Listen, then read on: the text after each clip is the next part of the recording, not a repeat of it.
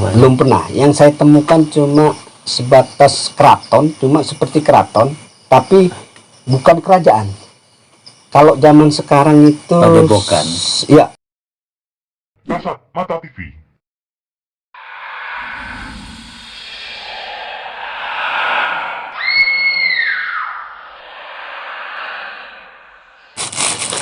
Assalamualaikum warahmatullahi wabarakatuh. Hamdan Allah, salatan wa salaman alaika ya Rasulullah. Selamat berjumpa kembali di channel kita bersama, yaitu Kasat Mata TV. Sebelum kita lanjutkan acara bincang-bincang santai pada malam hari ini, alangkah sebaiknya sahabat-sahabat Kasat Mata TV untuk menyempatkan waktunya memberikan subscribe, like, share, dan komennya agar channel kita semakin berkembang. Malam ini kita mendatangi salah satu ahli sejarah Kabupaten Probolinggo, atau bisa dikatakan sejarawan Kabupaten Probolinggo, Pelaku sejarah. Yaitu teman saya, bisa dikatakan ya bapak saya. Beliau adalah Bapak Eko Ar-Rahman. Nama asli atau Nama aslinya? Nama asli Abdurrahman. Nama aslinya Abdurrahman. Nama Facebooknya kali ya, Eko Ar-Rahman. Ya. Baiklah, banyak yang akan kita bicarakan malam hari ini terkait tentunya yang berkaitan dengan sejarah di Kabupaten Probolinggo. Probolinggo ini kalau kita bicarakan satu malam suntuk mungkin tidak akan selesai kali ya. Karena Probolinggo memiliki sejarah yang sangat panjang dalam petikan sejarah di negeri ini tentunya.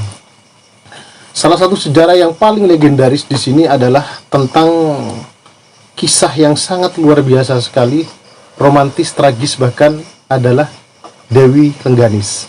Malam ini kita akan sedikit kupas tentang salah satu legenda Kabupaten Probolinggo, yaitu Dewi Rengganis, dan beberapa sejarah yang tidak kalah menariknya di Kabupaten Probolinggo. Baiklah, langsung saja kepada narasumber kita malam hari ini. Kebetulan di sini juga ada bukti sejarah yang telah kita taruh di sini ya, agar pembicaraan malam hari ini tidak hanya berbicara tentang omong kosong, tetapi kita buktikan dengan bukti-bukti sejarah yang sangat menarik. Oke, langsung saja kepada Bapak Abdurrahman atau Eko Ar-Rahman. Monggo. Assalamualaikum warahmatullahi wabarakatuh, sahabat apa tadi? Kasat Mata TV. Sini saya akan bercerita sedikit ya tentang apa ini? Rengganis. Dewi Rengganis itu siapa? Gitu ya.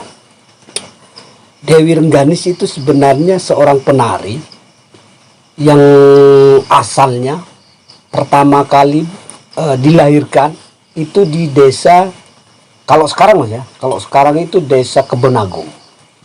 Oh, Bonagung, Kraksan. Itu di Kebonagung, karena Kraksannya itu dulu belum ada. Yang dulu pada zaman kerajaan itu Kebonagung. Di situ ada pendeta, hiduplah satu keluarga pendeta Arga namanya. Kemudian istrinya setelah melahirkan, sang istri ini meninggal. Sedangkan si anak hidup. Nah, kemudian dibawalah si anak ini ke puncak gunung untuk bertapa, seperti yang banyak teman-teman PA datang ke tempat di puncaknya Gunung Argopuro, di situ bertapa, kemudian dibesarkan di sana. Si Nilam Sari. Oh, Nilam Sari. Nama aslinya Nilam Sari. Jadi teman-teman, sebelum disebut Dewi Rengganis, Dewi Rengganis itu sendiri memiliki nama asli, yaitu Nilam Sari. Tapi mohon maaf Pak Eko, kalau sekarang daerah kelahirannya Nilam Sari EKE adalah Dewi Rengganis, itu adalah Kebonagung. Iya. Dulu disebut apa Kebonagung? Kebuan Ageng. Kalau Kebuan Ageng. Nama kunonya Kebuang. Kep K E B W Kebuang. Ageng. Ageng lah gede ya Pak Ya, besar. Ageng gede. Sama saja sebenarnya artinya. Kebun agung. Itu sudah nama bisa dibilang disempurnakan pada masa kolonial ya. Kalau kolonial. Ini Belanda ya. penyebutan kebun agung itu sudah pada masa kolonial. Kolonial. Kebun agung namanya. Kalau Jadi dengan Keraksan itu, Pak, Keraksan Pajarakan beda ya, lebih tua lebih tua Panjarakan. Pajarakan. Karena data catatan di negara Kertagama ini, kitab negara Kertagama saya tidak punya di sini. Kitab negara Kertagama itu ada di Museum Putan Tular ya. Situ ada sebutan Kebuan Ageng Pajarakan Kambang Rawi. Kambang Rawi itu apa Pak? Kambang Rawi itu ya Genggong sekarang. Oh, genggong. Kambang Rawi itu nama kunonya. Jadi kembali ke sejarah tadi biar runtut. Ya, tentang Rengganis tadi ya. Kemudian setelah Rengganis tadi dewasa, oleh abahnya, kita sebut abah biar mudah ya. Kalau bopo kan sudah orang kurang begitu paham ya. Ya, oleh abahnya disuruh turun ke desanya untuk melanjutkan melanjutkan cita-cita ibundanya dulu. Ibundanya itu bercita-cita ingin jadi penari, penari. Kakendangan Rerere. Apa itu Pak? Kakendangan Rerere itu mana tadi? Prasasti Batur. Oh, di dalam kotak Mas. Dalam kotak. Boleh. Permisi. Boleh Ini. diambil. Ya ini. Nah, Jadi pemirsa, sahabat Kasat Mata TV, seperti yang saya sampaikan tadi bahwa pembicaraan kita malam hari ini tidak hanya berbicara tentang awang-awang sejarah, tetapi dibuktikan dengan bukti sejarah yang ada. kalau ini bisa disebut data karena dia berisi catatan. Catatannya. Yang bukti sejarah ini. Ya, karena di catatan ini menyebut kata Kakendangan Rerere. Setelah saya cari, saya runut, ternyata Kakendangan Rerere itu adalah suatu kesenian asli Probolinggo. Tercatat pada Prasasti Batur. Jadi selain Prasasti Batur ini berisi perjanjian, juga ada menerangkan tentang budayanya. Nah, kebiasaan. Kemudian setelah nyambung yang tadi ya. Iya. Kemudian Dewi Nilam Sari setelah dewasa dia turun ke dari Argopuro. Dari Argopuro. Di versi lain ya, bukan versi Probolinggo ini, versi lain itu dari puncak Argopuro dia terbang. Oh, terbang. Nah, terbang. Kemudian di Argopuro itu kok bisa apa memang terbang? Orang dulu kan memang seperti itu ya, bisa terbang sakti ya.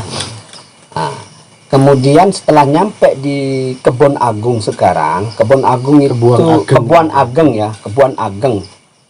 Ageng itu dulu berbatasan dengan Kalayu. Desa Kalayu itu sekarang Jabung Candi. Kebuan itu nama orang. Kebuang itu seperti kembang. Oh, iya. Bukan nama raja, bukan. Bukan.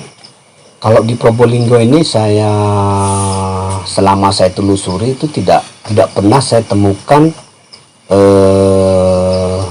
kerajaan. Belum pernah. Yang saya temukan cuma sebatas keraton, cuma seperti keraton, tapi bukan kerajaan. Kalau zaman sekarang itu Padepokan. Iya, seperti Padepokan. Kalau sekarang itu seperti villa ya. Kalau orang kaya kan punya villa di desa. Iya. Jadi kalau Tepatnya Padepokan. Nah, tepatnya Padepokan. Logikanya kalau misalkan Raja Brawijaya pengen berkunjung ke Probolinggo misalkan, ya dia punya tempat di Probolinggo, tempat singgah lah. Kalau yang saya temukan bekasnya itu milik Raja kedua Majapahit, Jayanegara. Jadi semacam keraton ya. Keraton singgah lah. Ya. Keraton memudahkan untuk teman-teman pemirsa Kasat Mata TV ya punya persinggahan. Punya persinggahan. Nah. Jadi setelah terbang itu gimana Pak? Setelah terbang nyampe di Kebon Agung, iya. Kemudian Nilam Sari ini disuruh mandi oleh abahnya. Mandi di Taman Sari yang sekarang jadi kolam Taman Sari. Sebelah mana, Pak? Ada SMP itu. Di mana itu? Oh, daerah Kebun Agung juga. Kebun Agung ke timur dikit. Ada desa Taman Sari. Taman Sari. Kalau Taman Sarinya tahu, cuma kalau kolamnya mungkin kapan-kapan kita Ada bisa kolamnya Taman Sari. Situ mandi di situ. Kemudian setelah mandi, si Nilam Sari ini pandai menari ya, walaupun tidak diajari. Ya, tidak Jadi dilatih. diajar. Lalu kakendangannya ini ada grup kakendangan. Kalau sekarang kita permudah ya, bahasanya kita permudah. Grup kakendangannya itu ada di Gending. Lokasinya di depan pabrik Sasa. Lokasinya. Grup kakendangan ini maksudnya ada kayak Paguyuban, macam Paguyuban. Nah, semacam paguyuban. untuk menta, istilahnya kalau sekarang ada orkes lah. Benar sekali. Nah, Itu grup milik orkesnya lah. ibunya si Nilam Sari. Hmm. Nah, kemudian jadilah grup kakendangan Rere. Seperti yang tercatat di sini. Kemudian itu tahun antara 1200-an, Mas. Yang saya cerita Nilam Sari tadi ya, 1200-an. Kenapa saya sebut 1200-an itu bisa jadi 1250, 1260. Sampai sebelum 1300 San ya, lah ya. ada san di belakang. Kemudian setelah itu Nilam Sari ini seperti ngamen gitulah ya, istilahnya sekarang ngamen, ngadakan acara di desa-desa ya, didengarlah oleh Empu Nala yang pada waktu itu masih menjabat tumenggung di lokasi Pondok Genggong sekarang. Itu rumah Empu Nala dulu. Di lokasi Genggong ini. Genggong. Oh, Genggong itu masuk lokasi Kambang Rawi. Kambang Rawi. Desa Kambang Rawi. Desa Kambang Rawi ini ada sekarang, kalau saya teliti ya, saya teliti secara ilmiahnya, itu ada sekarang menjadi 4 desa. Temenggungan, Karangbong, kemudian Ketompen, terus satunya apa ini? Aduh, bukan tempatnya Tanjung. Santana itu. Oh, Kargenan. Kargenan. Nah, Betul, situ. betul. Jadi 4 desa. Setelah di situ rumah pusat Empu Nala yang ditempatin Genggong Nah, sekarang. kan di selatannya Genggong itu kan ada Pak Eko. Ada Candi Kentrung. Ya. Itu masuk bagian dari ini enggak? Bagian dari Ada catatannya itu. Ada di dalam negara Kertagama, Candi Kentrung itu disebut Candi Buddha. tapi enggak ada sekarang. Tidak ada. Musnah. Jadi mohon maaf Pak Eko. Jadi Pak Eko tadi nyebutin bahwa Empu Nala ini memiliki rumah ya Ya. di Genggong atau yang dulu disebut dengan Kambang Rawi. Kambang Rawi. Desa Kambang Rawi yang sekarang jadi 4 desa, yaitu Temenggungan, Ketompen, Karambong sendiri, dan Kargenan. Kargenan. Kalau boleh saya tahu, biar teman-teman Kasat Mata TV ini tahu, siapa sebenarnya Empu Nala itu, Pak? Empu Nala ini kalau secara global ya, Iya. secara global Empu Nala ini panglima perang kerajaan Majapahit angkatan laut, yang dijulukin hantu laut oleh musuhnya itu, oleh musuh Majapahit dijulukin hantu laut, hantu samudra. Tapi di kalangan Majapahit dijulukin sang panglima Wiramandala. Oh, bisa dikatakan kalau zaman sekarang dia adalah Panglima KSAL. KSAL ya. Iya. Kepala Staf Angkatan Laut. Iya. Panglima perang tapi Pak ya. Panglima perang yang mempersatukan Nusantara ya beliau. Bukankah kalau kita ngomong Majapahit, dulu kita kenal dengan yang namanya Patih Gajah Mada, dengan sumpahnya yaitu Palapa. Nah, di sini perlu diluruskan Mas ya. Ini, monggo, Kita monggo. luruskan. Patih Gajah Mada dahulu itu seorang patih, Mahapatih Gajah Mada. Sedangkan di bawahnya tangan kanannya itu Empu Nala. Oh, Dan Mahapatih Gajah masuk. Mada ya. Bisa masuk. Kalau sekarang itu Mahapatih Gajah Mada itu KSAD-nya Majapahit. Angkatan daratnya Majapahit. Itu Panglima Perang Angkatan Darat Majapahit, Mahapatih Gajah Mada. KSAL-nya Majapahit, Empu Nala. Empu Nala.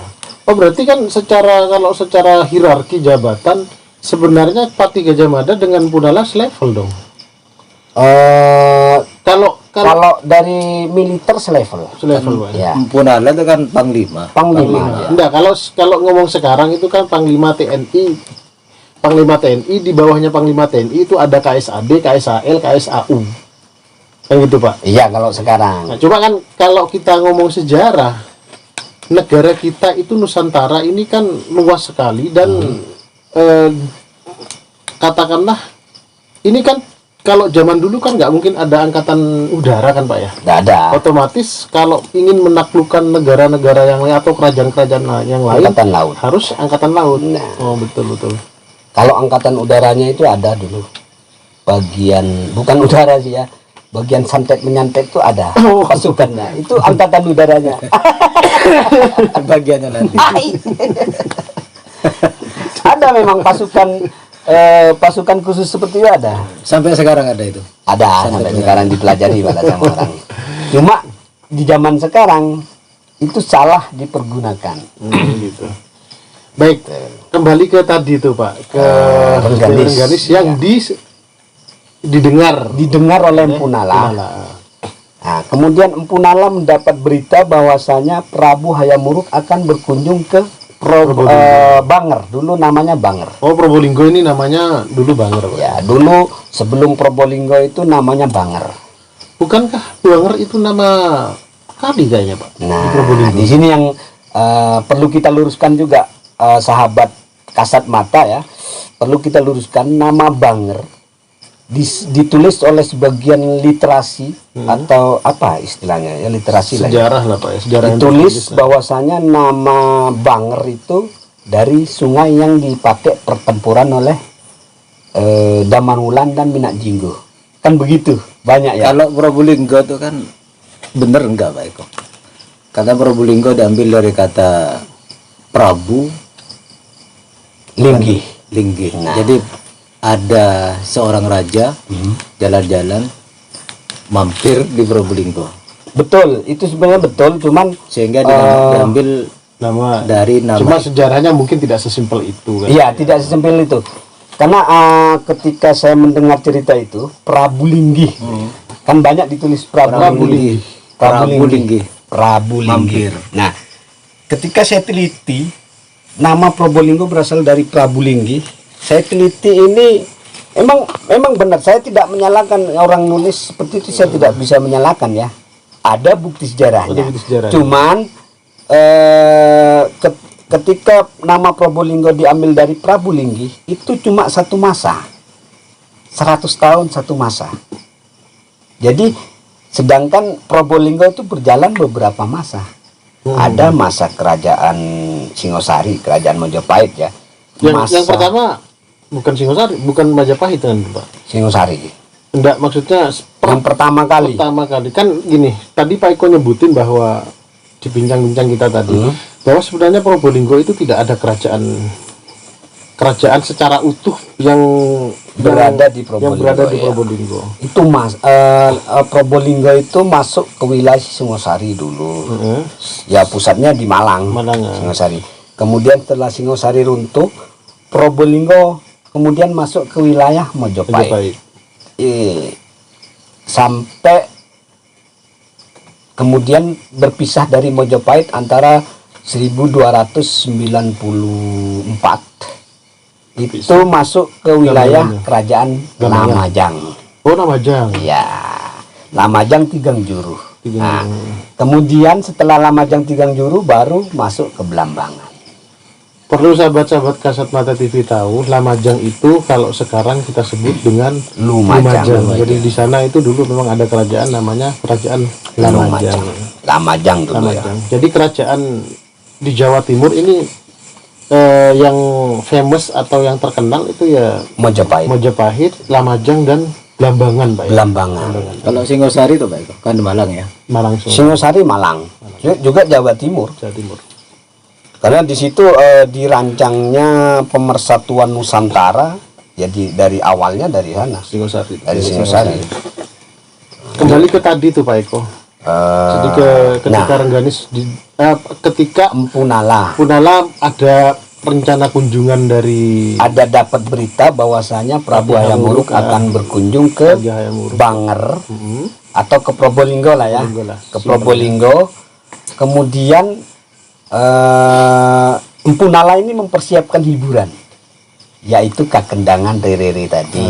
sebagai salah satu kebudayaan. Iya, kebudayaan Probolinggo. asli Probolinggo. Namun saya herannya ya, kakendangan rere tidak di apa ya, hak ciptakan apa itu ya, diresmikan ya. Hak intelektual lah ya. Iya, sebagai milik Probolinggo. Probolinggo. Namun hanya apa itu? Nggak punya hak paten. Tidak ada hak patennya. Yang dihak patenkan cuma Sebagai apa itu? warisan budaya lah Pak. Iya. Warisan budaya. Yang dihak patenkan apa itu? Tarian apa itu? Sing kayak ong perang itu, Mas. Ludruk. Kuda jaran Kepang. bodak, jaran bodak. Oh, bodak. Nah, itu yang dihak patenkan. Padahal jaran bodak itu tidak ada catatan kunonya. Dalam iya. Yang ada catatan kunonya malah kakendangan rere. Rere itu tadi ya. Ini lanjut ya. Kalau ronggeng itu kan Probolinggo juga, Pak. Nah, ini yang belum dapat datanya. Saya Itu mah hobi-hobi sampean paling suka nonton Nyai Ronggeng. enggak, memang ada sejarahnya, tapi Ronggeng. pada masa Untung Siropati 1825. Itu ada Masuk ronggeng. bagian dari budaya Probolinggo. Ada ronggeng. Lanjut yang tadi itu, Pak. Lanjut yang tadi. Kemudian setelah siap, kamu harus siap untuk menghibur Prabu Hayam Wuruk yang akan hadir ke sini. Oh, gitu.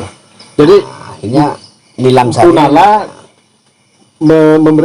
menyuruh atau Nilam Sari iya, Untuk- menyuruh Nilam Sari untuk mempersiapkan diri hiburan lah Pak ya. sebagai hiburan untuk Prabu Hayam Wuruk. Kemudian Prabu Hayam Wuruk keliling ya, hadir di Probolinggo, Lumajang, kemudian keliling sampai Lumajang, Jember.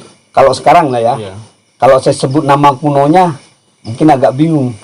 Jadi Lumajang, Jember, Bondowoso, Situbondo, Besuki, kemudian masuk ke Probolinggo.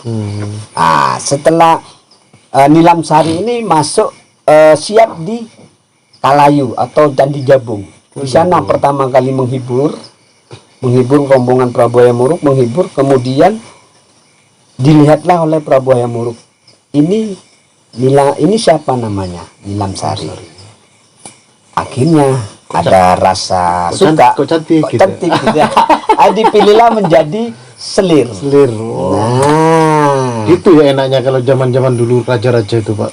Jadi Memang kalau budaya, mau Mas. perempuan, oh kamu siapa? Ikut saya jadi selir saya. Mantap. selirnya kalau dalam catatan selirnya Prabu Hayam Wuruk itu ada 40. Yang paling cantik Nilam Sari. Oh, yang paling cantik. Ya. Jadi pemirsa Kasat Mata TV yang paling cantik itu dari Probolinggo malah. Ya, ada paling cantik dari Probolinggo. Nah, ini yang paling sayang. Dibawa terus dari Kalayu ya. Dari Kalayu dari Jabung ya. Dari Jabung dibawa ke Pajarakan. Pajarakan kemudian ke Kambang Rawi. Ya, Genggong. Nah, Genggong sekarang, Kambang Rawi, Genggong sekarang tepatnya di ini. Dalam catatan Negara Kertagama pupuh 31.4 titik 1 sampai titik 4 itu menerangkan Prabu Hayam Wuruk menginap di Kambang Rawi di Tanah Lapang di dekat Candi Buddha, yaitu Kentrungan sekarang ya saudara. Kentrungan sekarang di situ, kemudian menari-nari di situ. Setelah cukup lama juga di Kambang Rawi, Prabu Hayam Wuruk, rombongan Prabu Hayam Wuruk itu sekitar 4 hari 4 malam dihibur oleh Nilam Nilam Sari. Kemudian setelah itu baru menuju ke Rim Segara. Rim Segara ini desa Batur sekarang. Batur Batur Gading. Gading Ya. ya. Jalurnya mulai dari jalur kunonya ya, mulai dari Genggong, kemudian desa Bulu, setelah desa Bulu baru ke Batur, ke Sentul Batur. Batur. Di situ diadakanlah perjanjian yang namanya perjanjian Rim Segara. Ditulis di dalam sini. Semuanya anggotanya. Prasasti Batur. Batur. Sekarang ada di Museum Nasional Jakarta. Di Wangkal ini kan ada apa Tunggul Ametung itu Wangkal, Pak. Tunggul Ametung Tunggul itu Ametung. di ini Kan Lawang. kan Probolinggo juga. Lawang. Tunggul Ametung Bukan itu di kisah Wangkal ini, Bu. kisah Singosari. Yang di Wangkal ini Rakuti. Rakuti. Mohon maaf Pak Eko ya. Kalau Empu Nala memang tinggalnya tadi disebut di Genggong atau desa Kembang Rawi. Kembang Rawi. Kalau Empu Nala itu sendiri lahirnya di mana Pak?